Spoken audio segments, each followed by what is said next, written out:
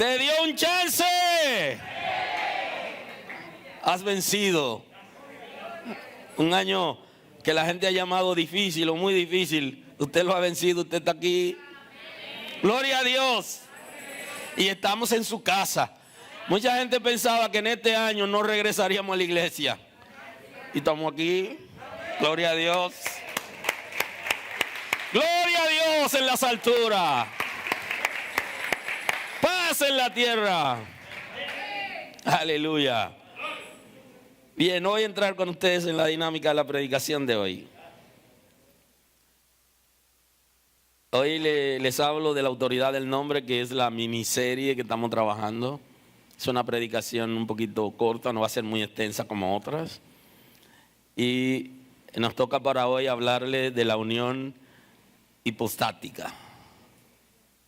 Así que hoy converso con ustedes acerca de la naturaleza humana y la naturaleza divina unida en un solo ser, que nosotros conocemos como Jesús el Cristo, o Jesucristo, nuestro Señor, nuestro Salvador. Entonces la unión hipostática trae una expresión muy interesante que se conoce como hipóstasis. Hipóstasis, ¿eh? Que tiene relación con la unión hipostática y se refiere al equivalente de ser o sustancia, de ser de un modo verdadero y ser de un modo real. O sea que está hablando del ser completo. Y cuando nosotros hablamos de Cristo y de su dos naturalezas, estamos hablando de un ser completo. Humanamente Cristo era como tú y como yo. Espiritualmente Cristo es el Señor. ¿Ah? Es Dios. Y entonces Él tenía las dos naturalezas completas. Ambas naturalezas distintas, y la natural, la humana y la espiritual. Distintas ambas naturalezas, pero estaba completo. No era mitad hombre y mitad Dios. No. 100% Dios, 100% hombre. Una persona divina con su propia conciencia y autodeterminación. Y subraye ahí conciencia. Una persona divina con su propia conciencia y autodeterminación en lo humano y en lo divino. Entonces, si usted observa, yo le he hablado ahí de dos conciencias. De la conciencia de Dios, de Cristo como Dios, y de la conciencia de Cristo como hombre. Y esto todo ocurrió mediante la obra del Espíritu Santo. Fue el que hizo esa gran obra. Permítame compartir un texto bíblico y después le explico lo de la conciencia como espíritu y de la conciencia como hombre. Se lo explico en breve. Así que compartamos el texto bíblico. En Colosenses 2:8. Dice en el nombre de Jesús: mira que nadie os engañe por medio de filosofía hueca, por medio de filosofías y huecas sutilezas, según las tradiciones de los hombres, conforme a los rudimentos del mundo y no según Cristo. Porque en Él habita corporalmente toda la plenitud de la deidad, y vosotros estáis completos en Él, que es la cabeza de todo principado y de toda potestad. Muy amable. Así que Cristo posee en sí mismo ambas naturalezas, y para Él poder venir y hacerse como uno de nosotros, Él tuvo que renunciar. Y de eso le hablé ampliamente en la predicación anterior, acerca de su despojo, de que él voluntariamente se despojó. Claro, hoy voy a tener que decirle de nuevo algunas cositas, pero no ampliamente como la semana anterior, la predicación anterior. Entonces, nos está hablando la Escritura acerca de dos conciencias que habían en Cristo. Y habla de la conciencia espiritual en el ser espiritual y habla de la conciencia natural en el ser natural. Para poder comprender tenemos que ver a Adán. Realmente, ¿cómo era Adán? Adán antes de pecar. Le he hablado considerablemente acerca de esa naturaleza de Adán en su creación, que fue creado a imagen y a semejanza de Dios. Y les dije, le he explicado que cuando Adán peca pierde la imagen de Dios. Se lo voy a explicar ampliamente en una serie que ya le prometí que va a ser en primavera del próximo año, donde le voy a hablar de la obra del Espíritu Santo, y ahí le voy a explicar cómo se restaura la imagen de Dios por medio de la regeneración. Porque le voy a hablar de la obra del Espíritu Santo, y ahí voy a hablarle también de un tema que le he prometido hace varios años acerca del Espíritu Santo, del bautismo en Espíritu Santo, hablar en lengua y todo eso. Eso es por una serie de primavera que nos tomará mucho tiempo, pero se lo voy a hablar en ese momento. Y ahí, cuando estemos hablando de la regeneración, pues vamos a hablar de la imagen de Dios, porque la semejanza se quedó en el hombre, pero el hombre perdió la imagen en el pecado. Entonces, Adán, antes de pecar, tenía la conciencia espiritual. Cuando él peca, se activa la conciencia natural que pertenece al corazón. Entonces, se habla de la conciencia natural que está en el corazón. Es una facultad del corazón, porque en el corazón se encarga de enlazar el espíritu con el alma. O sea que es parte de la naturaleza espiritual o del cuerpo espiritual del ser humano. Ahora, en el corazón está el amor y está la conciencia, pero la conciencia que está ahí es la conciencia natural, la que se desarrolló a partir del pecado, que también se desarrolló en el alma, ¿verdad? Se desarrolló la naturaleza concupiscente. Dos facultades importantes. En el alma, la naturaleza concupiscente, que es la que quiere corrompernos y que busquemos solución a los problemas de la vida diferente a como Dios lo ha establecido. Siempre tenemos una respuesta por medio de la naturaleza concupiscente, y esa respuesta es totalmente contraria a la que Dios ha establecido. Ahora, esa se desarrolló en Adán a partir del pecado. Facultad del corazón que le dice a los individuos lo que es correcto, conocido como conciencia natural del ser humano que descansa en el corazón. Ahora, Adán antes de pecar tenía la conciencia espiritual, que es un área que se restablece junto con la imagen cuando somos regenerados. Y ya saben que se lo voy a explicar un poquito más adelante. Ahora, Cristo aquí nos habla de la conciencia espiritual de Cristo y de la conciencia natural de Cristo. Porque Él tiene dos cuerpos. Tiene un cuerpo que es el cuerpo físico natural y tiene un cuerpo espiritual, pero Él tiene dos naturalezas. La naturaleza del ser caído que hereda de Adán y que fue ya prometido en el Génesis capítulo 3, en el versículo 15, usted se sabe bien el texto y se ha predicado de mil y una manera, la gente lo ha predicado, inclusive algunos divorcian a Cristo del texto, pero en el 14 y 15 del Génesis, del capítulo 3, versículo 14 y 15 dice: y Jehová Dios dijo a la serpiente, por cuanto esto hiciste, maldita será entre todas las bestias y entre todos los animales del campo, sobre tu pecho andarás y polvo comerás todos los días de tu vida. Y pondré enemistad entre ti y la mujer, entre su simiente y la simiente suya. Esta te herirá en la cabeza y tú le herirás en el calcañar. Entonces aquí le hace una promesa de redención a la mujer, pero a la vez le dice a la serpiente antigua y se refiere a la serpiente, pero está hablando del tentador de Satanás. Y entonces le dice que va a ser herido de muerte. Le está diciendo, hay una sentencia sobre ti. Y el día que se va a establecer es cuando de la simiente de la mujer caída, cuando la simiente de la mujer caída se presente en el mundo y te derrote. Entonces ahí se va a establecer una sentencia contra ti.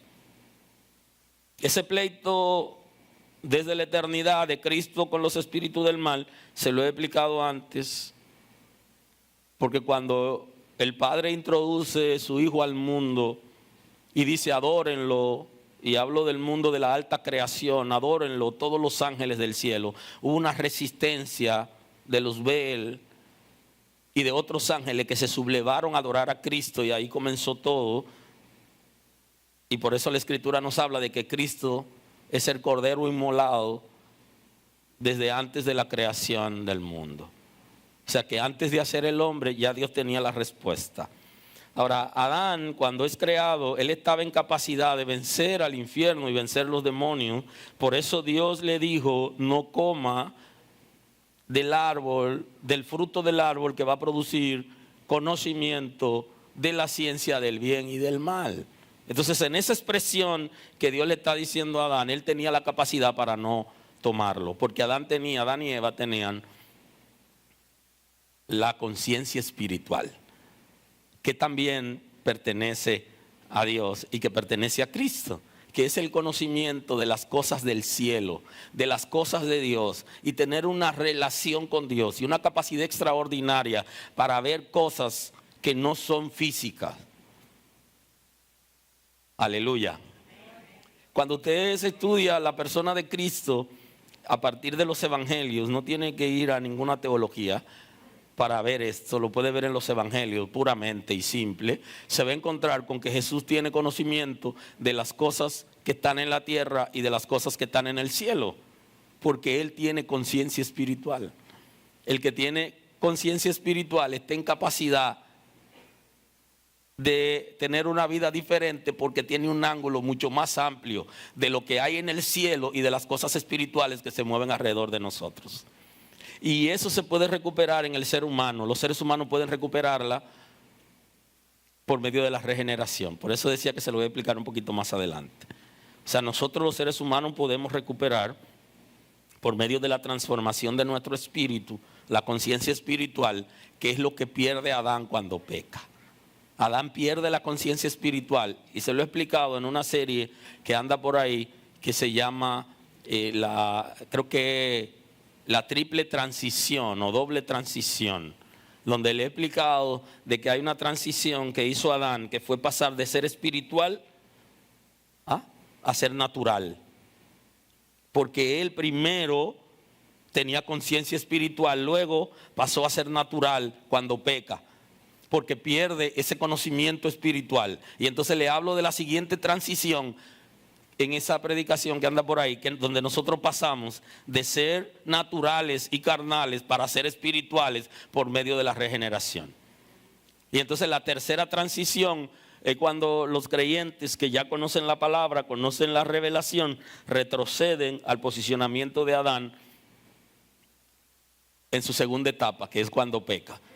Pero realmente en la segunda, la doble transición, se lo explico un poquito. Entonces esa conciencia espiritual que tenía Adán antes de pecar, de conocer todo lo que existía y con una autoridad extraordinaria para hacer cosas más allá de lo común, porque Dios lo creó no como un bebé, sino lo creó como todo un ser maduro, con capacidad para dar respuesta y para administrar todo lo que Él le había entregado, pero también tenía conocimiento de Dios. Usted lo observa, cuando Dios se acercaba, ya Adán sabía que Dios estaba cerca. Aleluya. Porque él tenía conocimiento espiritual. Y él, cuando peca, ahora tiene miedo. Y usted se pregunta, ¿y por qué no tenía miedo antes? Porque como él tenía la conciencia espiritual, o sea, su vida, su relación con Dios era activa, ya él no tiene ningún tipo de temor. Ahora, cuando esa conciencia espiritual ya él no la tiene, sino que tiene la natural, entonces aquí él admite que está lejos de Dios y le genera miedo el estar lejos de Dios. Cristo tiene ambas conciencias, porque tiene la naturaleza divina y la naturaleza humana. Y al tener ambas naturalezas, él entonces tiene la conciencia de todo lo que existe espiritualmente, tiene conciencia de Dios, de su grandeza, de su poder, pero también tiene conciencia de las cosas del mundo físico como ser humano, porque tenía ambas naturalezas. Ahora, ¿qué pasó con Cristo? Le decía en la predicación anterior que si Él viene como espíritu no lo pueden matar. Y que ahí está la disyuntiva en la iglesia primitiva y las discusiones que se armaban en las congregaciones. Que un grupo planteaba, Él no vino en carne, sino que vino en espíritu. Y entonces los apóstoles le enseñaron a las iglesias a que si alguien decía que Cristo no vino en carne, era anticristo y que era falso. Y había una prueba que se hacía en la iglesia para saber quién tenía demonio y quién no. Y la palabra era una pregunta que le hacían. ¿Cristo vino en carne? Si decía que no vino en carne, decían tiene demonio. Porque decir que Cristo no vino en carne significa que no murió en la cruz. Entonces, ¿cómo se explica de que Él, siendo Dios, también sea hombre simultáneamente? Y esa es la expresión de hoy. Lo que pasa es que usted no puede dejar de ser usted bajo ninguna circunstancia. Usted sigue siendo usted. Ahora, usted puede renunciar a su autoridad, usted puede renunciar a su poder en un momento determinado, y se lo expliqué también con relación a la inmunidad que se conoce en el país como la inmunidad parlamentaria, y que de acuerdo a la Convención de Viena se hizo un acuerdo para que los embajadores, los representantes de los países del mundo también disfruten de cierta inmunidad en esos países. Entonces, cuando usted renuncia a una protección que de acuerdo al cargo, a la investidura usted tiene, usted se expone. Entonces Cristo renunció a su autoridad como Dios para exponerse con un cuerpo como el de nosotros. Y por eso yo le llamé en la semana anterior a la predicación de la semana anterior, le llamé sacrificio primario, que no es el sacrificio de la cruz, sino es el sacrificio de Él renunciar a su autoridad, a su poder, a su dominio, al gobierno momentáneamente, para hacerse como uno de nosotros. Hay un sacrificio que Él está haciendo a la hora de nacer. Y cuando nosotros celebramos la natividad debemos tener en cuenta eso. Que la natividad implica un sacrificio donde Él está dejando de ser, dejando su autoridad, su poder, para tomar un cuerpo como el de nosotros. Ahora Él no dejó su naturaleza divina porque Él no podía dejar de ser Él, pero sí Él entregó su poder. Y entonces vino como hombre para poder vencer a quien había vencido a Adán. Inclusive la misma escritura habla de que Él es el postrer Adán. Y se está refiriendo al texto que leímos en el capítulo 3, el 15 del Génesis. Porque ahí hay una promesa de la descendencia de la mujer, de la descendencia humana. Y entonces Pablo le está llamando el postrer Adán en Primera de Corintios. Pero antes de ver esa expresión, vamos a ver lo que nos dice Colosenses 2 acerca de él. El apóstol Pablo, quien había tenido una gran experiencia de Dios con el Espíritu Santo, y el Señor le dio esa capacidad para poder entender cosas profundas espirituales, porque al él ser regenerado, él recibió la conciencia espiritual que le hablé hace un momento. Y entonces él está planteando cosas que no son comunes que los hombres la analicen. Porque él tuvo esas experiencias con Dios y hay una revelación que el Espíritu Santo nos da a través de él y de sus escritos. Mirad que nadie os engañe por medio de filosofías y huecas sutilezas, según las tradiciones de los hombres, conforme a los rudimentos del mundo y no según Cristo. Y voy ahí. Dice, porque en él habita corporalmente toda la plenitud de la deidad, y vosotros estáis completos en él, que es la cabeza de todo principado y de toda potestad. Y entonces aquí él habla en el segundo texto que vemos hoy, en el 10, él está diciendo que en él habita corporalmente toda la plenitud de la deidad. Y se está refiriendo a que en Cristo habita toda la plenitud de Dios. Porque él es hijo de Dios, eternamente engendrado del Padre. Y el Espíritu Santo procede eternamente del Padre y del Hijo.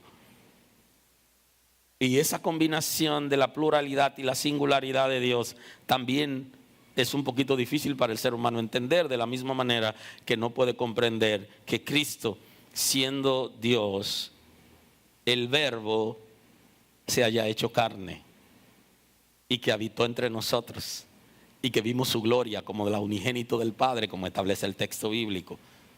En Cristo habita corporalmente toda la plenitud de la deidad.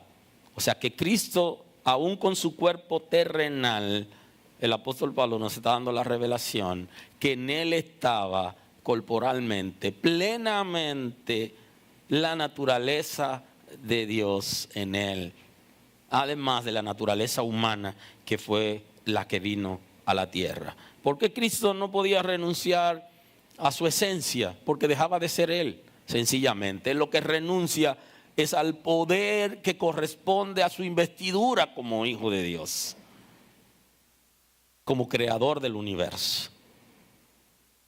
Y entonces él renuncia a su investidura y se hace como uno de nosotros. Y por eso es que también el apóstol Pablo inclusive dice en 1 Corintios 15, 45, él mismo está diciendo, así también está escrito, fue hecho el primer hombre, Adán, alma viviente, y el postrer Adán, espíritu vivificante. Y refiriéndose a Cristo, está diciendo que es el postrer Adán.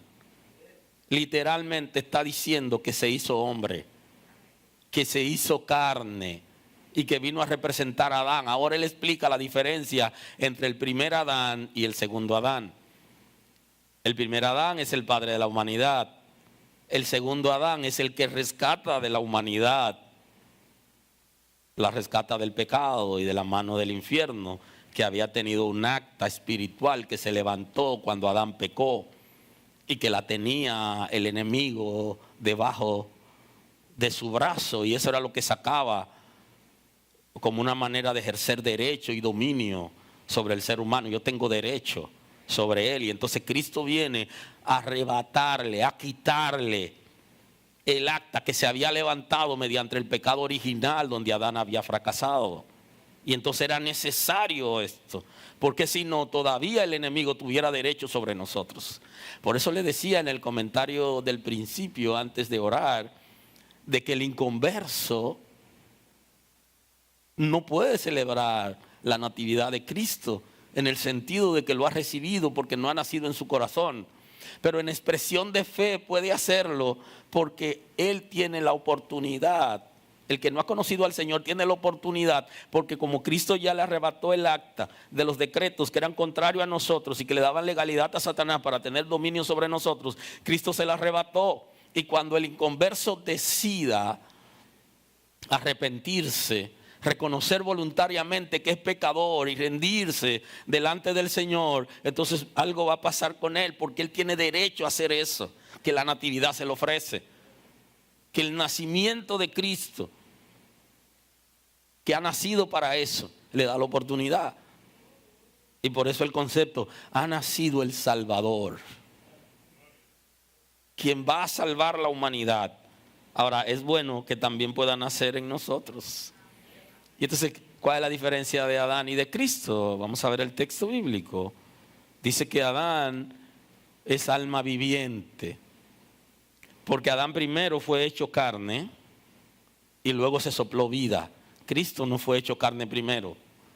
Por eso se habla de encarnación, porque Dios es espíritu y en la persona del Hijo se hizo carne. El Verbo se hizo carne. Él existe primero, desde la eternidad. Existe. Y luego se hizo hombre. Y entonces Adán fue al revés. Adán fue creado primero como ser humano, creado la materia primero y luego sopló en él. Y entonces la Escritura dice que se hizo alma viviente, que es un ser con vida. Pero cuando se refiere a Cristo, ¿qué es lo que dice? Espíritu vivificante, espíritu que da vida. Aleluya. Y se está refiriendo a Cristo, a nuestro Salvador. Espíritu que da vida, espíritu vivificante. Y Adán, alma con vida, porque Dios le dio vida, pero Cristo es el que da la vida. Por eso Él es vivificante y da vida a todo el que se acerca, a todo el que viene a Él.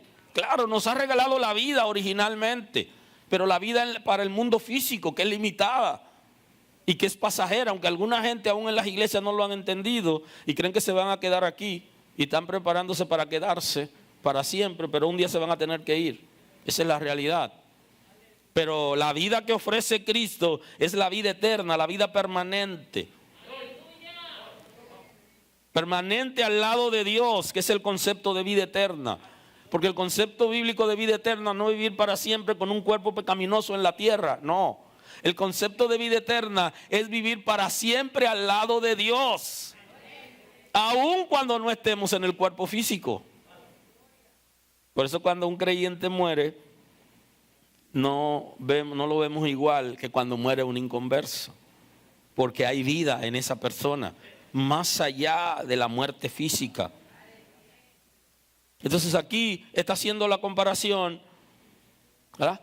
Está haciendo el símil entre Adán, nuestro primer padre, y de Cristo, que viene a rescatarnos como descendiente de Adán, porque Él es Dios, Padre eterno, príncipe de paz. Pero Dios con nosotros, pero también es descendiente de Adán, con el cuerpo que viene a vencer al enemigo. En el mismo escenario donde el enemigo venció a Adán, en ese mismo escenario, Él venció a Satanás. Y eso se lo voy a explicar un poquito mejor en la próxima reunión que hablemos del tema. Ahí le voy a explicar en el escenario en que Cristo, los escenarios que bíblicamente están establecidos, en la que Cristo venció a Satanás, pero que ya Él había vencido en esos escenarios a nuestro padre Adán. De manera que Cristo, con sus dos naturalezas, la divina y la humana, pero con la naturaleza humana activa para cumplir su misión, y había entregado todo poder divino, lo había entregado con el propósito de hacerse como uno de nosotros y ser capaz de exponerse ante el enemigo que había vencido la raza humana completa, porque la raza humana completa fue vencida en Adán. Ahora, ese Cristo que también ha existido desde la eternidad, hay una expresión de Él en los evangelios. Y en el Evangelio según San Marcos, capítulo 14, Él dice lo siguiente: a la verdad, el Hijo del Hombre va según está escrito de Él, mas hay de aquel hombre por quien el Hijo del Hombre es entregado. Bueno le fuere a ese hombre no haber nacido. Entonces aquí el mismo Cristo está hablando de su naturaleza humana y por eso habla del Hijo del Hombre. Aquí Él está diciendo el Hijo de Adán, que Pablo le llama ya postrer Adán. el hijo de Adán que viene a cumplir una misión conforme a Génesis 3:15. Pero no puede venir como Dios, ni con el poder de Dios, porque no se puede enfrentar a Dios. Los enemigos espirituales no se pueden enfrentar a Dios, porque no están en capacidad de enfrentar a Dios. Para poderlo enfrentar tiene que hacerse hombre, y por eso Él se llama el Hijo del Hombre. Así se hace llamar Cristo, el Hijo de Adán, el postrer Adán. La respuesta a la raza humana caída es Cristo. Por eso es que el escritor de los Hechos, Lucas, está narrando un acontecimiento importante y está diciendo que en ningún otro hay salvación, porque no hay otro nombre bajo el cielo dado a los hombres en el que puedan ser salvos. En Hechos 4:12. Justamente por eso no hay otro nombre bajo el cielo autorizado. Y hay creyentes, inclusive líderes de las iglesias, que están dudando si hay otro Salvador todavía. Pero la escritura es bien clara, no hay otro. Porque el que rescató la raza humana de la mano del enemigo fue Cristo. Y entonces, el Hijo del Hombre. Por de ahí el concepto que Jesús está diciendo: ustedes van a tener aflicciones en el mundo, pero confíen, yo he vencido al mundo. Él está diciendo: yo he vencido al mundo con un cuerpo como el de ustedes. Así que nadie a ser cobarde aquí. Aleluya. Nosotros podemos vencer, tenemos las herramientas y Dios está con nosotros.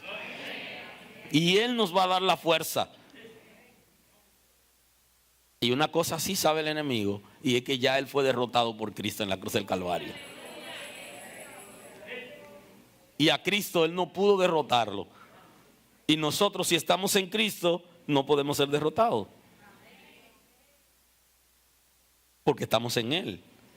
Y entonces Jesús dice: ¿y quién puede arrebatarlo de mis manos? Nadie puede arrebatarlo de mis manos. Nadie puede entrar donde está Cristo, donde estamos nosotros sentados con Cristo, y decir: dame ese. No, Él lo único que puede hacer es: ese está como muy engreído por la vida que tiene y las facilidades, quítale algo.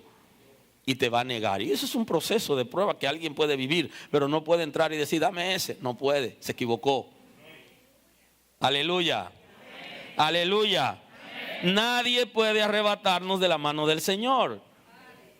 Así que Cristo está hablando de sí mismo como el Hijo del Hombre. Y Él le está diciendo a sus discípulos: a la verdad, el Hijo del Hombre va según está escrito de Él. O sea, las cosas van a ocurrir conforme ya se escribió de Él, dice Cristo. Mas hay de aquel hombre por quien el Hijo del Hombre es entregado. Bueno le fuere a ese hombre no haber nacido. Y ustedes, ya que conocen la escritura, se está refiriendo a la condena que previamente estaba establecida de Judas. ¿Okay? No sobre Judas, sino sobre la persona que lo entregaría, la persona que lo traicionaría. Y justamente la gente que ha sido regenerado, que tiene la conciencia espiritual, no traiciona. ¿Alguien está aquí hoy? La razón por la que la gente traiciona es porque no tiene la conciencia espiritual. Porque no ha sido transformado, su espíritu no ha sido transformado por el Espíritu de Dios. Y necesita esa transformación. Y Judas, dice la Escritura, que Satanás se metió en él. Y donde está el Espíritu de Dios, Satanás no está loco para meterse ahí. Hoy la gente dice: ¿quién va a entrar en la boca del lobo? Dice: ¿quién va a entrar donde está el Espíritu de Dios? A hacer de la suya. Por eso se necesita que el Espíritu de Dios vive en nosotros, esté en nosotros y con nosotros, y nos transforme. Porque será suficiente para que cosas grandes espiritualmente ocurran dentro de nosotros, incluyendo la transformación de nuestro espíritu. Segundo concepto, está en Marcos capítulo 2, 27. También les dijo: el día de reposo fue hecho por causa del hombre, y no el hombre por causa del día de reposo. Por tanto, el Hijo del Hombre es Señor aún del día de reposo. Y refiriéndose a sí mismo le dice: oh, pero el día de reposo fue creado por el hombre, porque Dios quería que el ser humano tomara un día para estar en su presencia y para buscar su rostro. Si no se crea el hombre, no había la necesidad de crear un día para que el hombre se reúna en congregación, para que busque a Dios en familia. Y entonces él añade el siguiente concepto, muy importante. No el hombre por causa del día de reposo. Por tanto, el Hijo del Hombre es Señor del día de reposo. Y entonces él dice, el Hijo del Hombre, el postrer Adán, el descendiente de Adán, es Señor del día de reposo. Porque Él había creado todo lo que existe. Y Él es Señor de todo. Y es Señor inclusive de los inconversos. Lo que pasa es que los inconversos no se someten al señorío de Cristo, pero Cristo tiene poder sobre ellos. Y en su providencia, Él suple sus necesidades aun cuando no le conocen. Porque Cristo es el Señor, inclusive es Señor de los ángeles caídos, porque está por encima, que aunque no le obedecen, pero Él los somete a obediencia. Y solo el que es Señor somete a obediencia. Entonces hay dos maneras de obedecerlo: voluntariamente o ser sometido a obediencia. Inclusive hay creyentes que tienen que ser sometidos a obediencia. Eso significa que son rebeldes. Bueno, eso es lo que dice el salmista. Dice, no seáis como los animales, como el caballo, como el mulo, que no se someten a Dios, sino con cabestro o con freno. ¿Qué es lo que está diciendo? Que aún a los seres humanos los somete a la obediencia. Y le dice a la gente, no sean como los animales, que no razonan. Comiencen a controlarse, porque Dios puede someterlo a la mala. O sea que Él es Señor, ese es el concepto. El Hijo del Hombre es Señor de todas las cosas, incluyendo del día de reposo en la ley y del domingo que fue adoptado como el día que Cristo resucitó. El día que Él resucitó, porque Él murió 14 del mes de Nisan o Abil y resucitó el 17, que correspondió a domingo, como dice el texto bíblico, 3 días con sus 3 noches en el corazón de la tierra,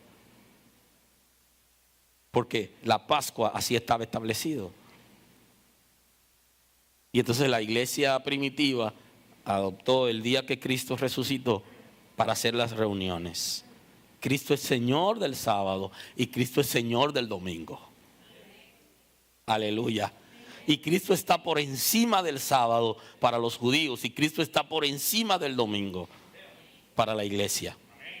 Porque Él es la razón por la que existen todas las cosas, que la creó para sí mismo. Inclusive a nosotros nos creó para que lo adoremos. Y hoy estamos aquí por su misericordia y por su gracia. Y para su gloria hoy le honramos, existimos y le servimos. Y Él es la razón de nuestra existencia, de nuestro ser y de nuestras vidas. Y a Él damos toda gloria y todo honor por esto. El día de reposo fue hecho por causa del hombre. Ahora, ¿quién lo creó?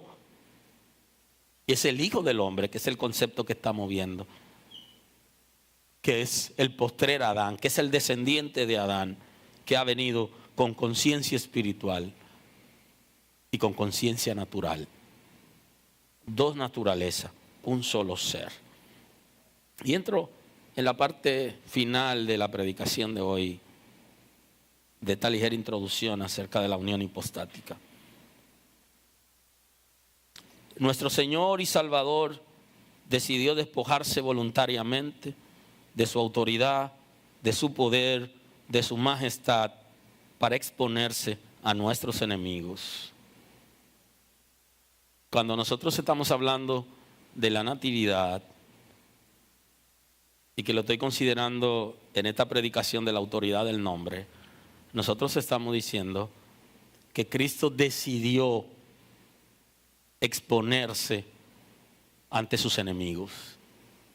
Ninguna persona que va a tener alguna reunión, alguna actividad con sus enemigos, primero no va solo, segundo se prepara para eso y busca un arsenal. Cristo decidió exponerse ante sus enemigos, porque esos enemigos son enemigos nuestros, y Él quería que sus enemigos y los nuestros le hicieran todo lo que quisieran hacer sobre Él, porque Él voluntariamente lo decidió para rescatarnos a nosotros.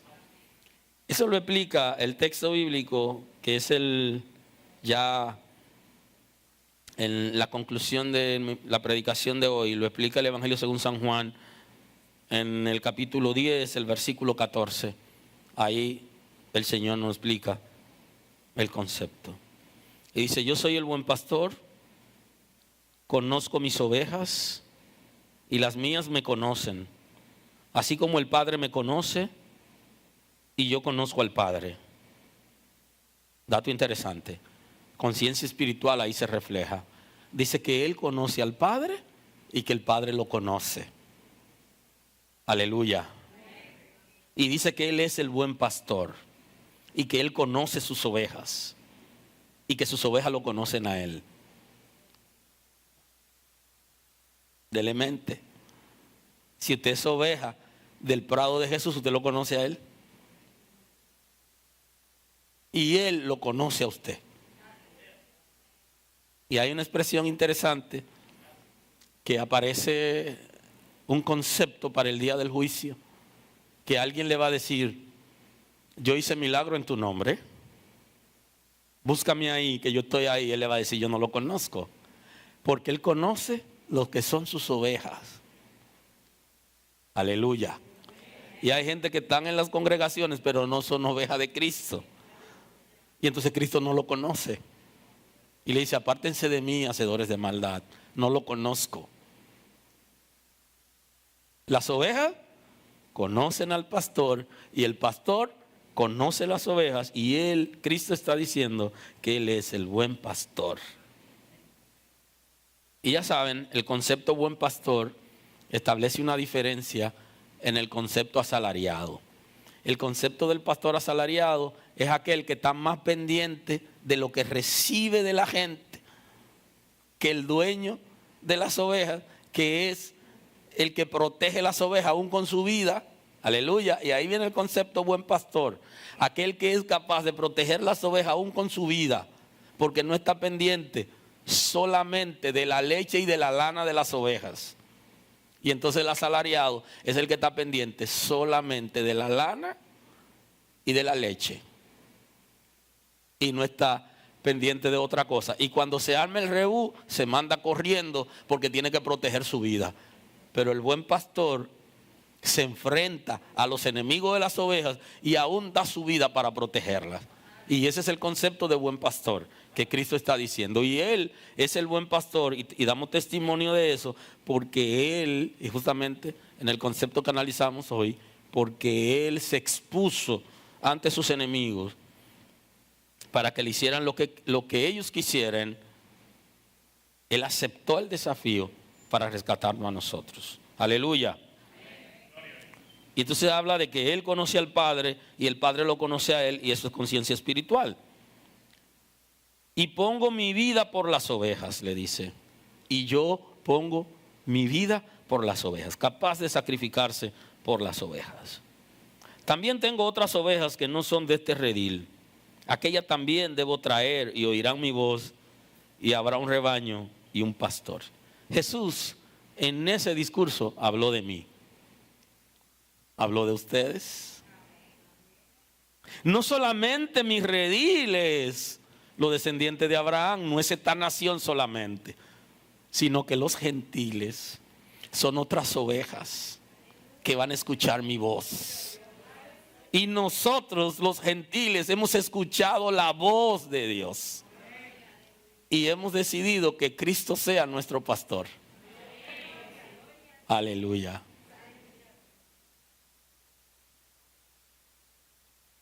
Y como en la tierra hay un concepto de pastor humano, entonces la Escritura dice pastor de pastores, que es Cristo. porque también Él es el pastor de los pastores, porque los pastores también somos ovejas del redil de Cristo. El concepto de pastor en una iglesia es el primero entre sus iguales. Ese es el concepto. Pero todos somos ovejas de Cristo, del prado de Cristo. Y por todos Él se ha sacrificado de la misma manera. Y Él es nuestro pastor. Y pertenecemos al redil que en ese tiempo no éramos redil. Y creo que los gentiles deberían estar haciendo fiesta por esa gran oportunidad que nos ha dado el Señor por medio de su sacrificio. Porque el pueblo de Israel, por la promesa con Abraham, debía vivir de acuerdo a la ley, pero tenía esperanza. Pero el que no era descendiente de Abraham o no vivía conforme a la ley, no tenía esperanza. Y nosotros que vivíamos sin Dios y sin esperanza en el mundo, Él nos dio una oportunidad. Y somos esas ovejas del otro redil. Aleluya. Gloria al Señor por pensar en mí, en su sacrificio. Habrá un rebaño y un pastor. Por eso me ama el Padre, porque yo pongo mi vida para volverla a tomar. Y ojo con eso. Él decidió poner su vida para volverla a tomar. Él voluntariamente decidió exponerse por nuestros pecados y por eso se encarnó, para renunciar